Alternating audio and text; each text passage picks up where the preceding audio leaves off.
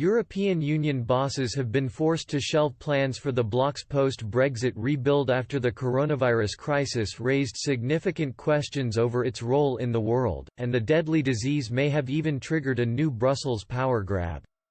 European Commission Vice President Dubravka Šuica said healthcare and Brussels' response to the global pandemic must be moved to the forefront of the so-called Future of Europe conference. French President Emmanuel Macron had hoped to use the conference to spearhead his push for further EU integration by involving citizens in the decision-making process. But Ms. Šuica, who leads the Commission's work on the initiative, has signaled a potential power grab, bringing healthcare under the control of Brussels bureaucrats, which could emerge from the conference. She told the Financial Times, many tensions will emerge. At the beginning we thought the treaty was not important, but now maybe we will have to talk about this and see what those citizens think about the future. Do people think that health should stay within the competence of member states or not? Let us see what people think. Ms. Šuica said many of Mr. Macron's original proposals had lost importance since the outbreak of COVID-19 across Europe.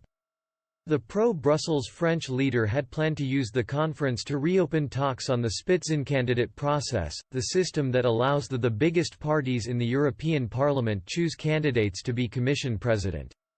Ms. Šuica said, "I am sure that nobody will be interested in the Spitzenkandidaten system."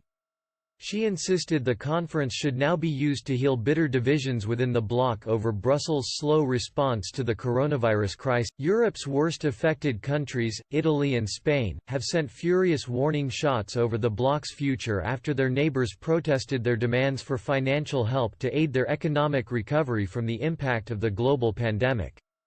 Europe was initially blindsided by an unknown enemy, the virus, Ms. Šuica said. We are still hurting from this bumpy start, but now we are collaborating and we can see many signs of solidarity. Officials had hoped to open the Conference of Europe in May but have been forced to move the planned launch back to at least September as the disease continues to spread across the continent. It could also emerge as a tool to help the Commission convince European leaders to sign up to a plan for the bloc's next 7-year budget. Negotiations over the €1 trillion package have failed to produce a result after nearly 2 years of talks, but Ms. Šuica said the multi-annual financial framework is the most important tool in the This recovery won't last a week, a month or a year. It will last for years, she said.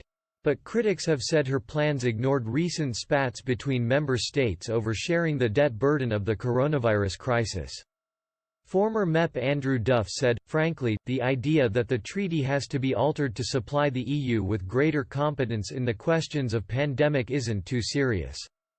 The critical issue is fiscal policy.